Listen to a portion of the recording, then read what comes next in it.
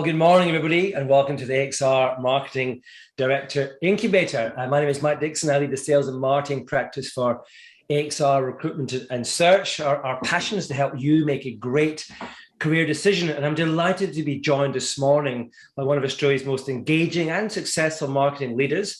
We have Victoria Baker, who's a Group Brand Director for GWA. Welcome, Vic. How are you? Hi, Mike. Thanks for having me. Happy to be here. Doing very well this morning. Thank you. Great. We're going to have to get into those pictures behind you in a moment, but I'll just give a brief intro to you. So guys, Vic has worked at a number of Australia's leading and FMCG organisations that you'll know, such as Goodman Fielder, Nestle, Frucor, Ingham's. But for the past 3.5 years, she's been leading the brand at GWA.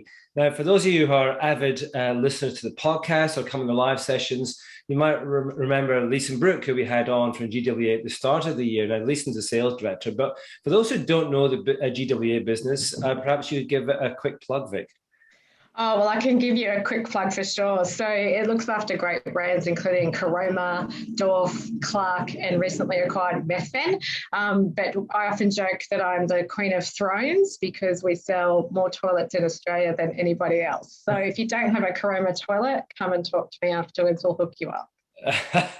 Queen of Thrones, I love it. Yeah. Cool. So before we get into it, so the two dogs behind.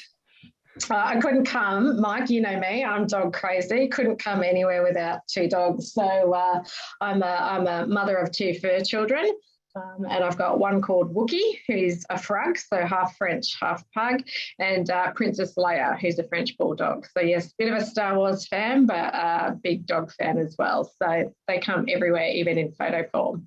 How interesting, fantastic, love it.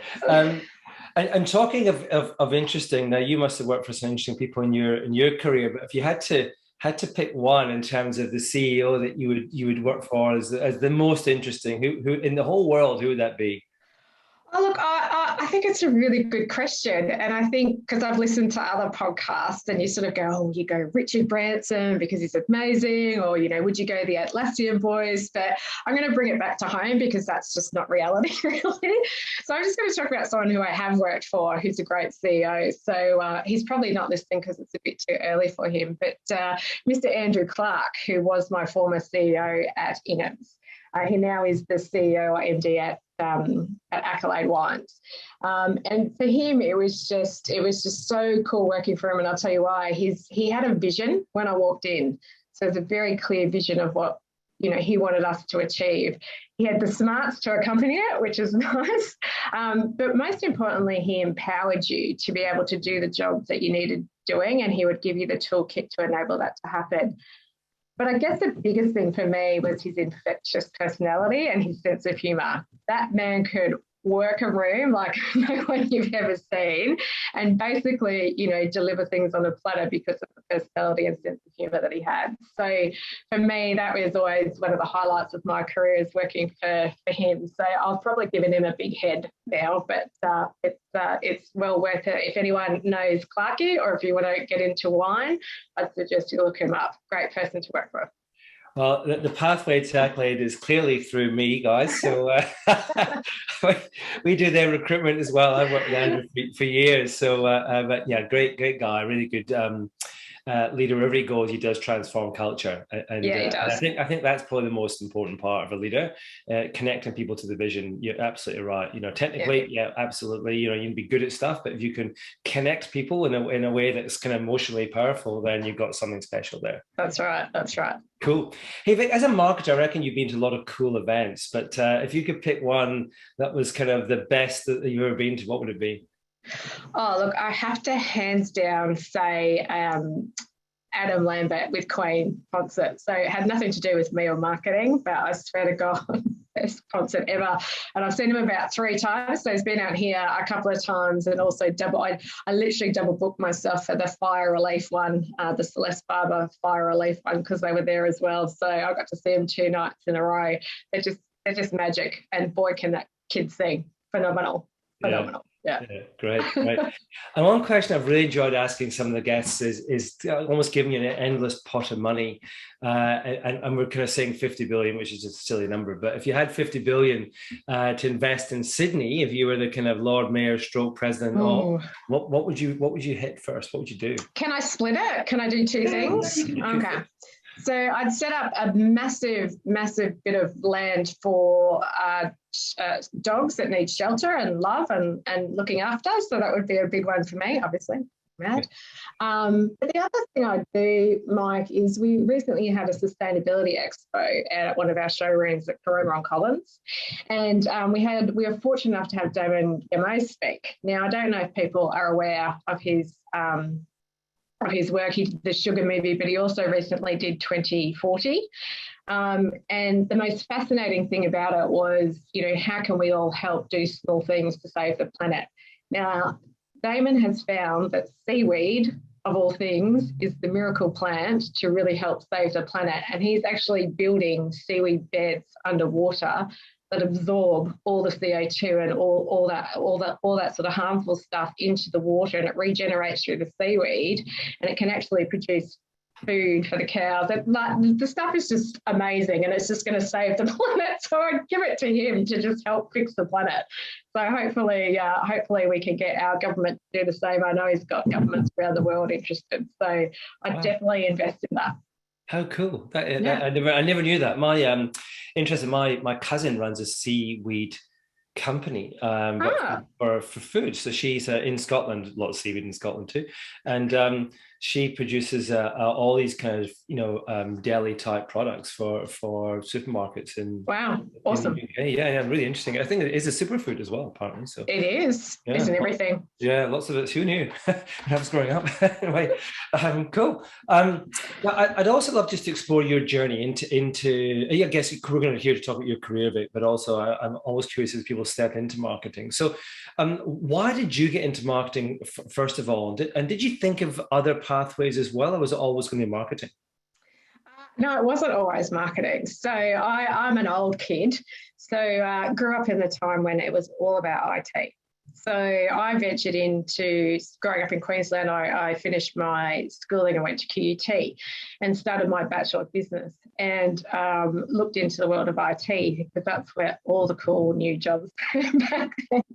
But I soon discovered that it wasn't really for me. And then I went, okay, well, maybe I'll look at HR because my mum being a psychologist, I thought, might be a good fit because I've been psychoanalyzed for all these years. Surely I can put that to good use. Yeah. But then she sort of talked me out of it. She was just so then I went into try out marketing. And marketing back then was quite new. And it was sort of still everyone was sort of feeling around the edges. But I then went and enrolled in that. So luckily, I could carry across my points from other courses because it's all Bachelor of Business. But I was doing subjects within marketing, and I just loved it. I loved the ability that it was not only creative, but you could also bring this sense of commercial sensibility and join the two together. So for me, it was a really nice fit, and that just became my passion, and that's what I wanted to do. So ever since then, I've been on a journey of marketing and more marketing. I love it. I'm going to stick with it. Don't have any plans to change it, but I have also ventured out because you put me into category as well. Thank you. Yeah. But marketing is definitely what I love doing because you do get the best of both worlds. But you also touch all parts of business as well. So it's all encompassing. So it's a pretty cool career, I would say. Yeah, I clearly agree. But and was there a particularly formative job that you might have had that really kind of solidified your thinking or accelerated what you wanted to do when you look back on your career? So there was something when I was a youngin'. I was working at ACP. That's how old I am because now it's Bauer magazines. And it was interesting for me because I was working for an FMCG at the time, but I hadn't been in FMCG. I'd been in media. And it was for me, it was a great journey of learning how to put into practice just 101 blue chip marketing.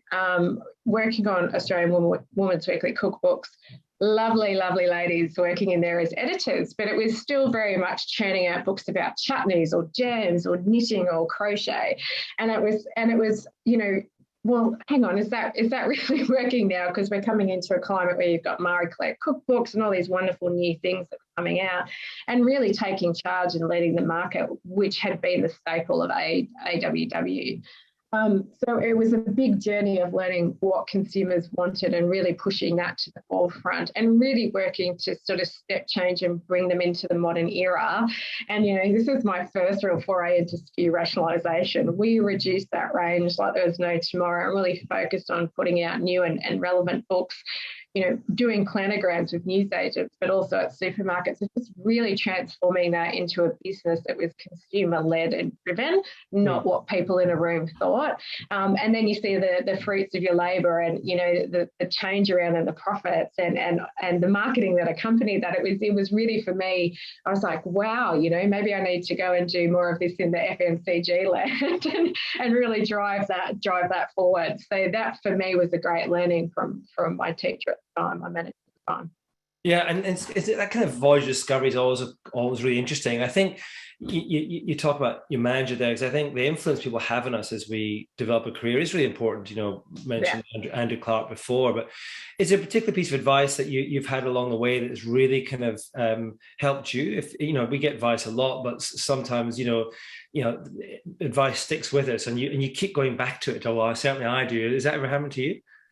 Yeah, look, I think I've had great advice from even my previous boss at GWA, and it's be confident but be humble and trust your gut, because I think a lot of the time people might get nervous around, I don't have all the facts, I don't have everything, and sometimes your gut can just be right, and go for it and stick with it.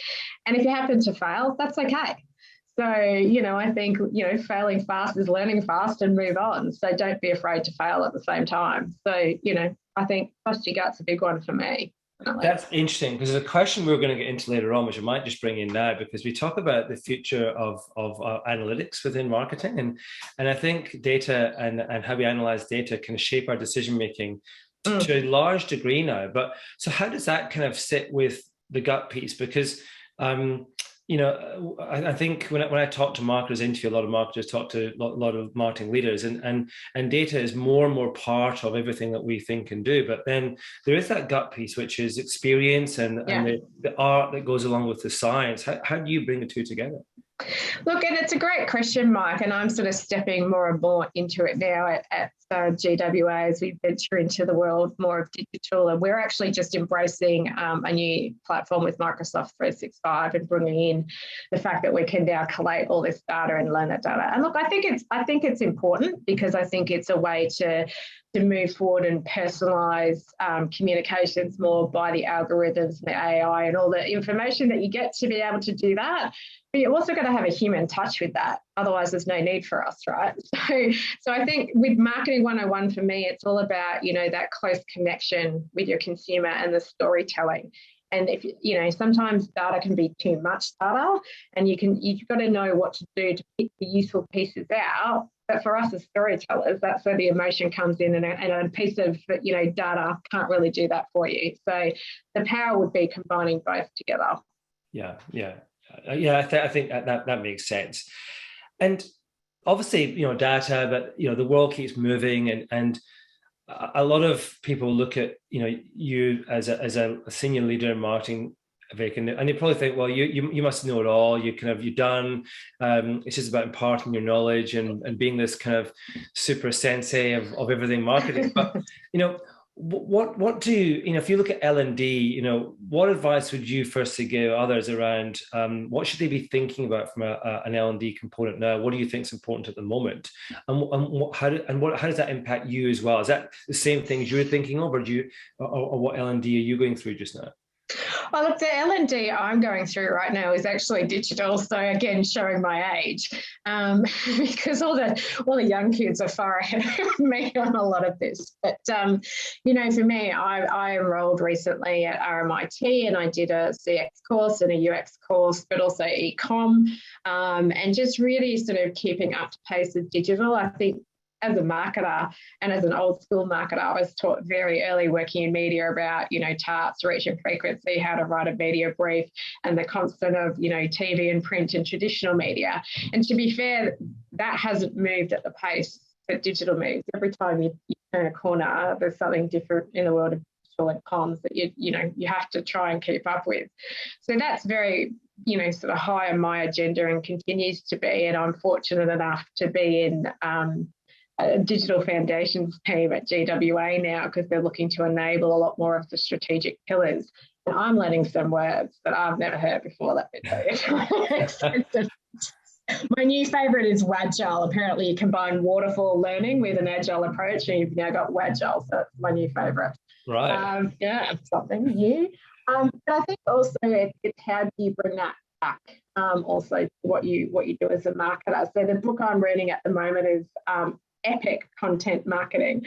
It's something that I've had for years, and I'm rereading it because I still think it's true to the fact that you've got to get to the heart of what your consumer wants to hear and know and feel and see. So it's combining that knowledge with also sort of being able to use new comms platforms in that digital space and do it the right way. Yeah. So yeah, that's a big one for me. I think, certainly, as I said before, I grew up learning about media and the importance of how to measure that and measure ROI.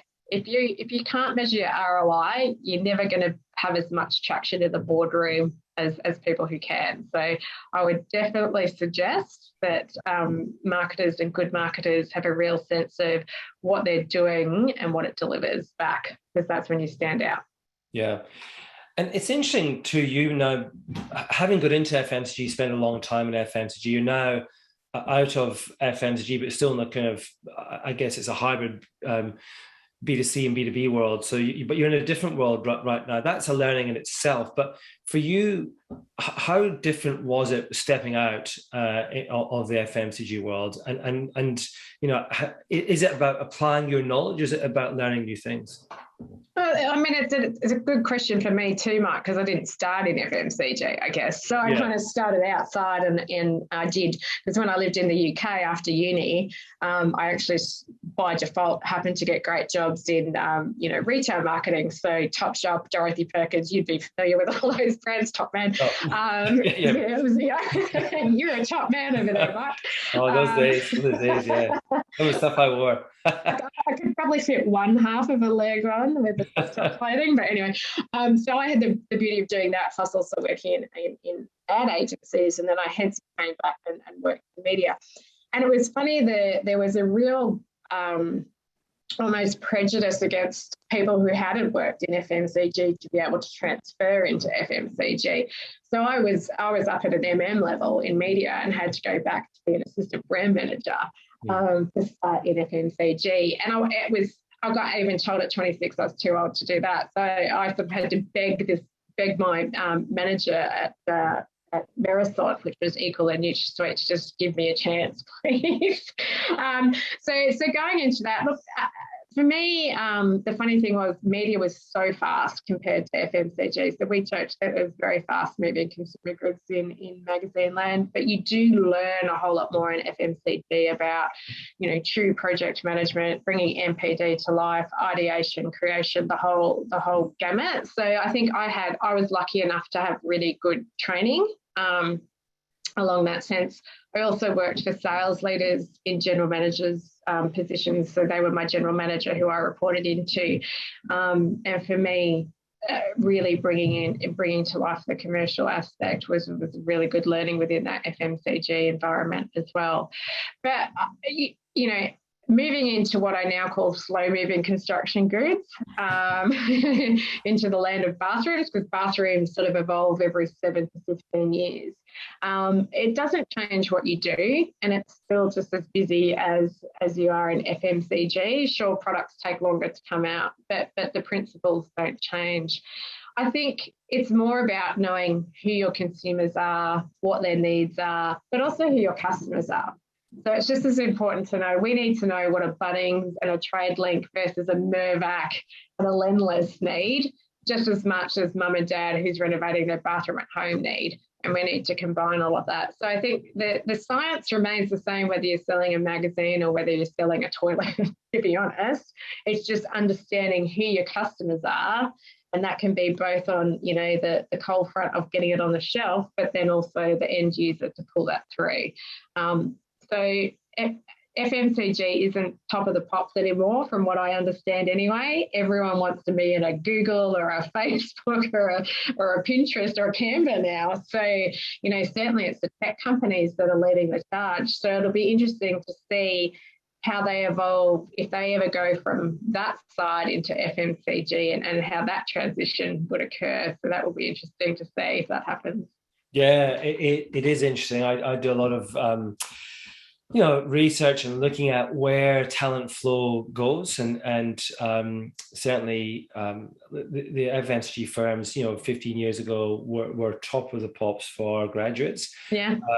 There's still quite a few out there, but you know, there is a lot of the tech firms and consulting firms actually that take you know, the top slots just now. But I think the pandemic's been really good for FMCG in a sense. It's given every relevance and put it all everyone's kind of mindset again as a very kind of meaningful industry. People want to work in industries that make a difference. But so I think FMCG is going to see a bit of a resurgence. But interestingly, I've got a for those on the live call and listening to the podcast, the last session of the year is with a guy called Robbie Lawson, who is at Google. Robbie's ex-Unilever and Mars, and he's gone to Google. So it'd be fascinating. He's been there 4 years, 4 years. I think his take on what was that transition like, and what's it, you know, when you kind of peel it back, what's going on inside Google. So that for those interested, that'll be a good session. I'll be listening to that one for sure. Yeah. There'll be a good session in early December, I think that is, about a month's time. But no, cool. And what about kind of you've worked overseas as well, Vic, but you know, working in global companies and working in Australian businesses, that they can be quite different. How important is it to do both, do you think? Well, look, I think it's yeah, that's a good question, because I predominantly work obviously in Australian companies. However, I have always had those global links. I think it depends on what the structure of the business is looking for. So if I take two examples, I worked in Marathon, which was Equal and NutraSweet, and had dual reporting lines into my GM of Australia, but also the marketing director in France. And they actually had a much bigger business overseas. So there was a lot of direction from overseas in terms of driving that brand message and brand consistency, but then how do you localize it to be meaningful? Because they also hadn't had the whole 60 minutes thing that Equal gives you brain cancer to do.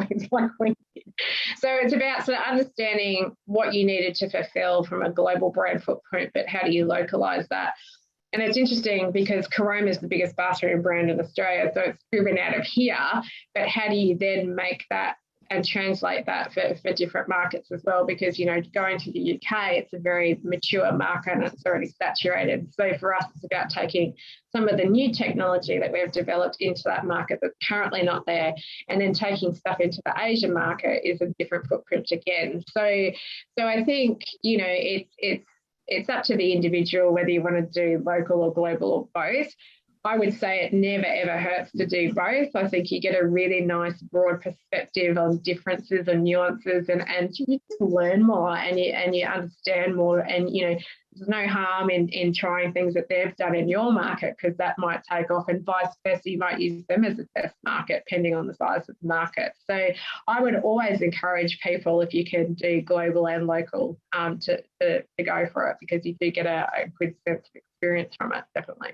Yeah, I completely agree. I think it's all about contrasting experiences. It's like you going to GWA from that FMCG world, and being able, therefore, to open up the pathways to continue in that kind of the world you're in right now, or go back to FMCG with a different perspective. And increasingly, what I see is organizations who come to me are looking for agitative thinking, who are looking for people who've stepped outside of the normal world and actually then jumped in, or the known world, I should say, and then can come back with a new way of thinking. Because if you just continually stay within your lane, then actually it's very hard to innovate. And if you can't innovate, then you're just going to be standing still, and then you're real trouble. So I think those contrasting experiences, no matter how you gather them, are super important. But yeah, I agree. Yeah, cool. I want to spend quite a bit of time this morning, Vic, on I guess life in your role, and what it's like, leading marketing functions and kind of sitting on exec teams and all that kind of stuff. And so whilst we get a lot of marketing leaders on listen to the podcast and on the call, we get a lot of people who are in that kind of early to mid-career kind of thinking, what's my pathway? And actually, what's it like? What role do I want to go for? I think I want to be a marketing director. Do I really? So we'll try and unpick a bit of this as we go. But yeah.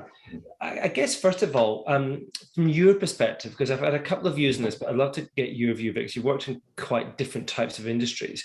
What role should marketing play in an exec team? Oh, I think it's one of the key roles in an exec team. I mean, as marketers, we're the custodians of our brands, and people, what people talk about are brands, and often on the balance sheet, there's a lot more equity in the brand than what there are total sales. So I think it's a very important role for marketers to be in execs and also to be on boards. I mean, at GWA, we actually have a couple of marketers on the board, and at Ingham's, we had a marketer on the board, and you can tell that they add a different level of value versus, say, the finance people on the board. And I think what they do ultimately very well is protect that equity that I was talking about. So you have to grow it, you have to grow the brand, and you have to grow the business, but you also have to protect what's already there. So, there might be people who want to dive in and do something really quickly for a quick win or a quick sale, but if it's to the detriment of the brand, it's up to that marketing director and executive or board member to be able to provide guidance and advice on what that might do and the impact of that. So I think if you don't have that in that high level, you'd probably see a lot of different outcomes that might not always go the way that you'd want them to go for the business. So for me, it's a no-brainer. If you haven't got one, get them on the board and get them on the exec now. Yeah. Well, we had Cheryl Heyman on an early episode as a bonus pod. It wasn't a live session, but Cheryl's a career marketer who's I think probably spent the last 10 years on moving from the exec onto the board, and it was really interesting talking to her about sitting on a board as a marketer and what she brings, and the view kind of changing but still exists that marketers are the coloring department, and a lot of her role is changing the perception of the legal person or the compliance person or the finance person. The marketers actually know the business probably better than they do, because they touch every part of the organization. So she yes is that brand custodian often in terms of how they shape decision making, but it was actually all of business thinking which she was able to bring, which is quite different, and I think surprised a lot of the boards that she was on in terms of what more she was able to bring than what the perception might have been. Yeah, look, I totally agree. And I think we probably don't profess that enough ourselves. So, we joke ourselves that we change packaging a label, we're the colouring department ourselves. But to be honest, we're all encompassing, as I said at the beginning of when we started. That's why I love this role, because you do have to touch all parts of the business. We run projects where we're talking with finance, and if we don't get finance, we often have to do the P&Ls ourselves with forecasting. We talk with supply, we talk with demand, we work with R&D and product excellence and sales and customer marketing. We have to do that, to enable a successful launch of a product, but you've also got to sell it in. You've also got to get everyone in the company committed to what you want to do, why you want to do it, and make sure that it works, not only from being able to launch, but that it's profitable, it fits with the brand story and the brand identity, and adds that equity. So I think she's 100% right, and I love that she's influencing at that level, because you do touch every part. And I think, it's a good idea for us be able to start selling that more and more. Well, and one of the reasons I had Cheryl on was just to talk about that pathway to go from, working in the business in an exec capacity, or as you're going through, people often look at that exec team and think that's the ultimate, that's where I stop. But you don't have to stop there. There's a step to the board, and she's a real campaigner for getting more marketers on the board. And I think it's actually one of our most downloaded episodes, because I think a lot of people have kind of thought, oh, is that a path? And it absolutely is. So if you haven't listened, guys, Your Future in Sales and Marketing, Spotify, Apple Podcasts, Google Podcasts, wherever you get your podcasts, jump on and listen. Cheryl Heyman, she's really, really good value. But yeah, she's great.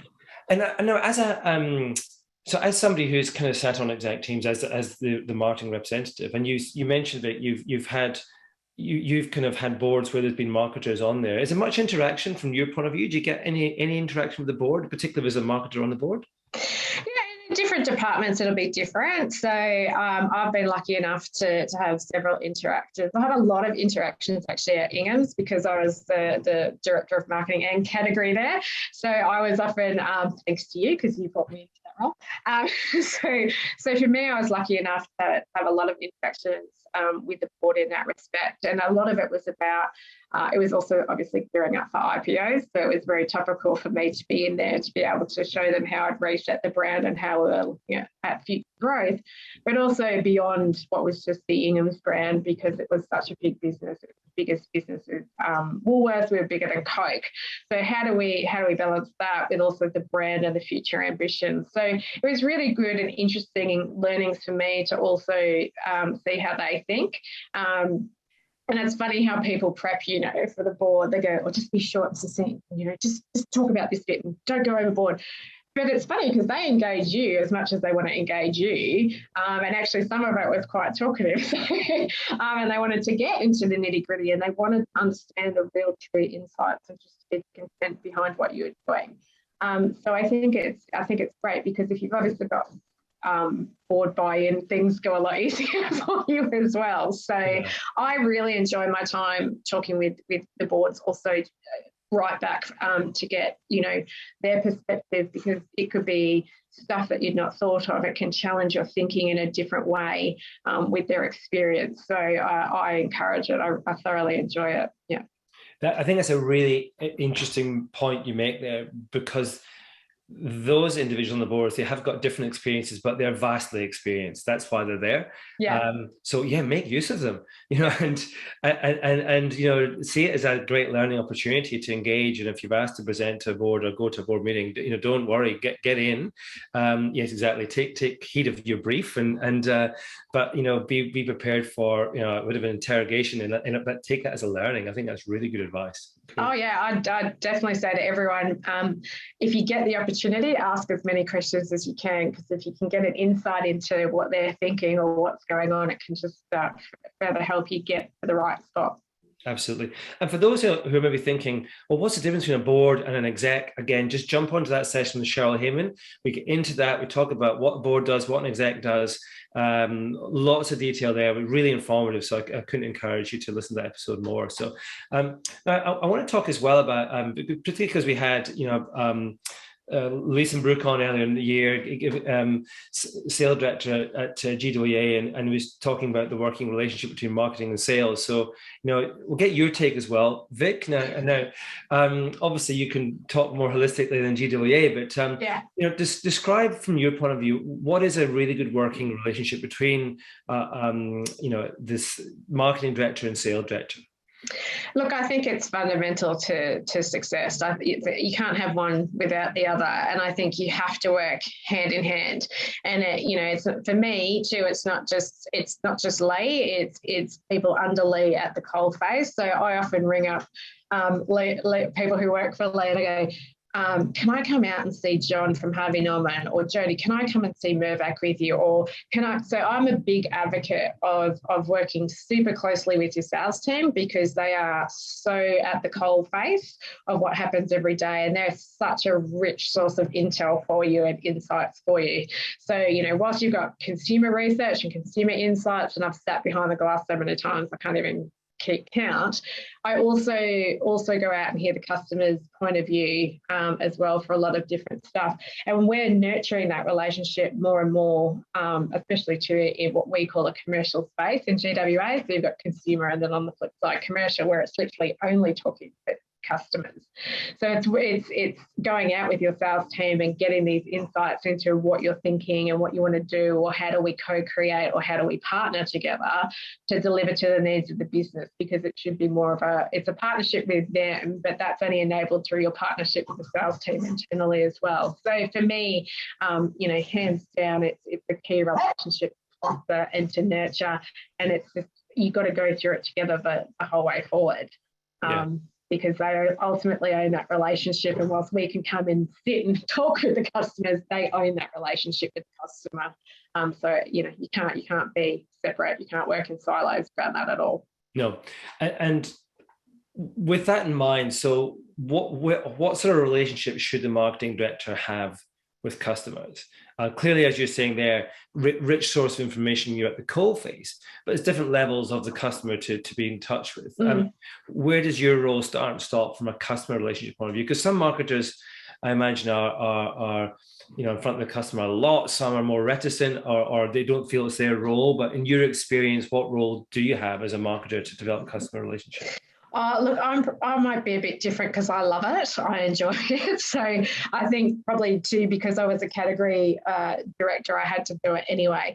So I would always put myself in front of the customer, because again, there's such a richness of insights, and you've got to work together. I mean, it's their business and your business working together. Otherwise, it's never going to come together in the right way and deliver the best results. So I would encourage every marketer, if they can get out in front of the customer, to absolutely do it. And it's from any level. I mean, it can be that you're the junior brand manager, but you've been working on this project that you might be selling into Coles or Woolworths, and you put your heart and soul and passion into making this work.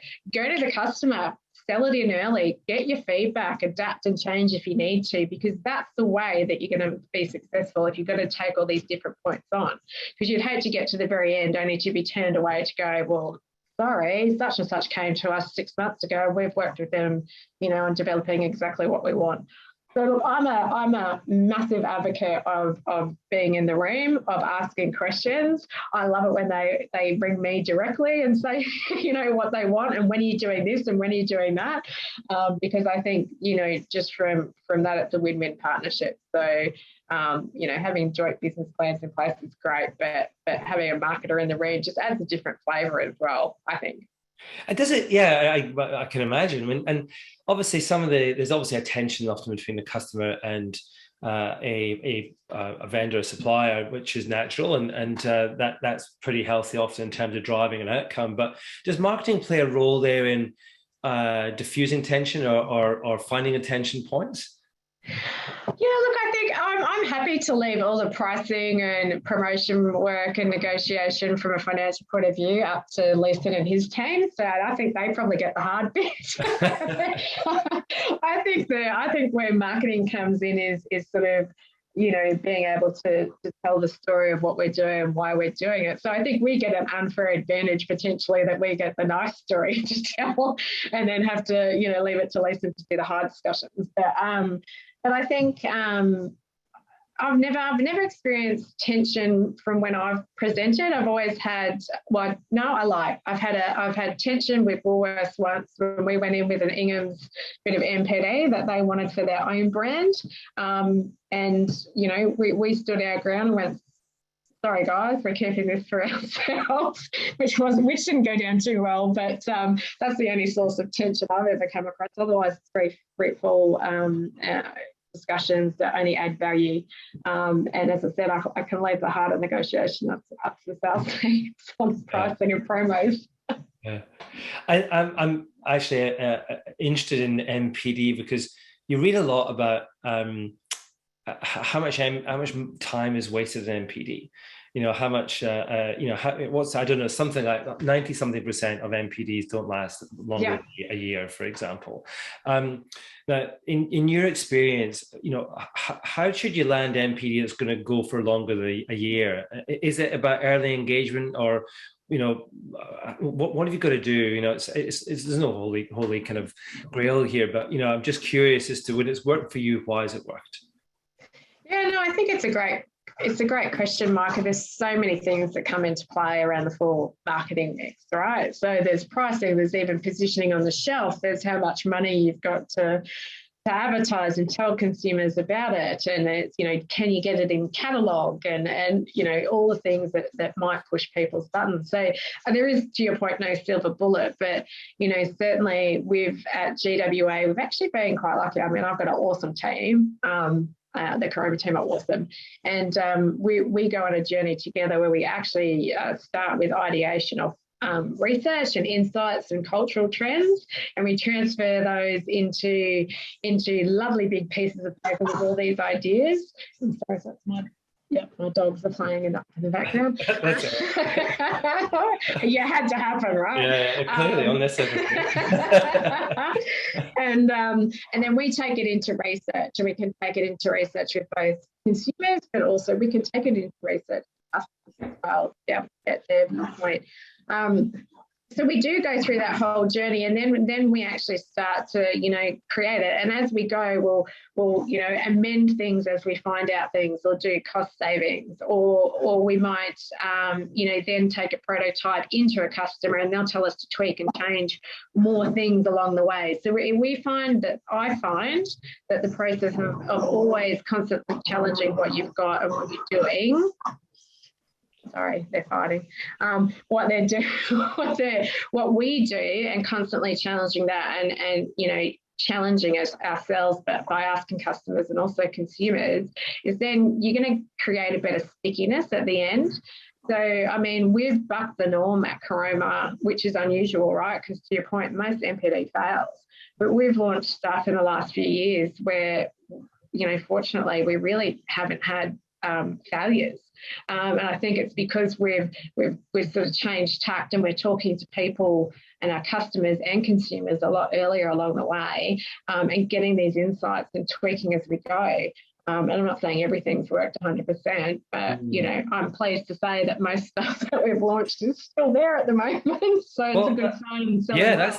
That is different, right?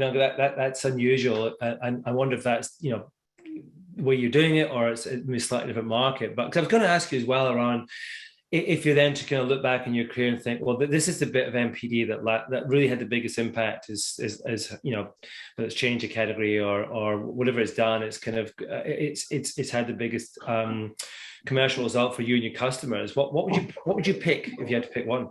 Oh my gosh, I've done so much, I can't remember all of them. I think one of the this noise is going on down here that you sound really weird. So I don't know if you can hear it or not. But we've but there was one that was it was actually garlic bread, I think, comes to top of mind. That was something quite different. So working at Goodman Fielder, we were in the brand La Familia, and it was a good brand, but we were getting hit up by private label quite a lot. And they'd come out after us, so their packaging looked better, their pricing was more competitive. It was a very comparative product when you put it side by side. So it's how can we protect the side of our business that was there, but also grow it, and how can we change that? And I was actually also working on artisan bread at the time. So we'd built a plant out at Erskine Park where we were going to do artisan bread for some Woolworths and Coles as well. So it was taking that idea from artisan bread and going, well, why don't we premiumise garlic bread and actually really take it up a notch, so we can, also rechange packaging, make a better formula on the core and protect the core, but also allow people to step up into what was an emerging trend of artisan bread anyway.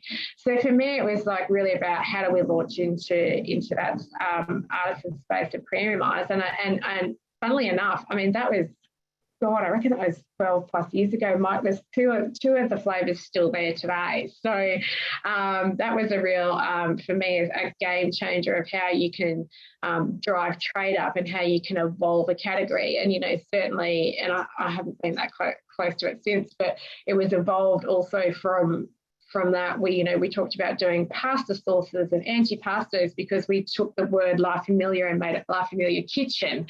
And It's about bringing Italy into the home and celebrating the Italian way in your kitchen. And so that opened up scope to be able to do a whole lot of other stuff. So there was a lovely pipeline built from that. So I think you don't always have to dump a brand and start again if something's going wrong. I think take the DNA, because often what's there originally worked, and it's just about how do you just sort of take that and set up what you need to do to optimize that. And I think I couldn't believe they were still there on the shelf. So that for me was a nice win. Yeah, well, it tastes really good if you want some. Yeah. No, I think we buy it actually, so it's okay. There you go. I'm pretty sure we do. Great. And one final question, Vic. You know, a lot of what you talked about is there's a lot goes on in your role. It's you pulled in lots of different directions in terms of leading people, multiple projects, problems to solve, investment decisions to make. But how do you create time for yourself to think? Yeah. That's right. So they go, time? What's that?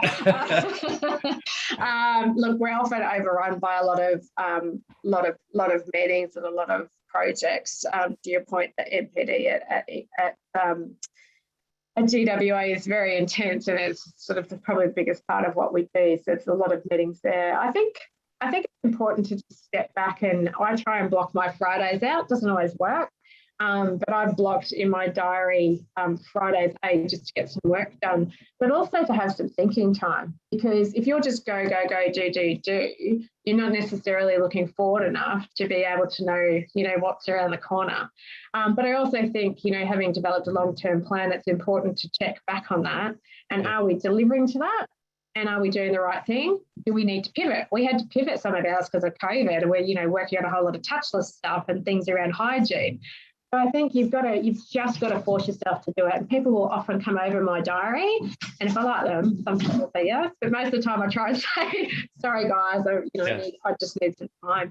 And it's it might be hard for people to say no, but you just got to do it sometimes, just to make sure that you got some time for yourself, which is so Mike. Yeah. Fantastic.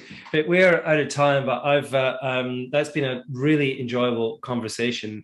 2 new guests as well joined us laterally in your dogs, which is brilliant. I'm so sorry. Hear them snuffling away. That was great. But hey, Vic, that was wonderful. So thanks very much for sharing and giving us your time this morning. Really great advice for those who on the live call. And if you're not a subscriber, please jump onto the podcast, guys. Your future in sales and marketing. If you like and rate us, it does help others find us. And we know there's a huge gap in the market here for genuine career advice and how to make the most out of what you're doing in your sales and marketing career. And you can't get this advice from people like Vic very easily. So this is a great conduit to do that. So everybody please jump on. Next session is a sales director incubator on November 18th with Hannah Fold, who is a sales director of Unilever's food and refreshment business. Then we've got another 2 or 3 sessions before the end of the year. We'll finish up with Robbie Lawson at Google, as I mentioned before. So thanks again, Vic. That was awesome. And thanks everyone for joining us on today's live session. For me, Mike Dixon, all the team at AXR Recruitment and Search. Have a great Thursday, guys.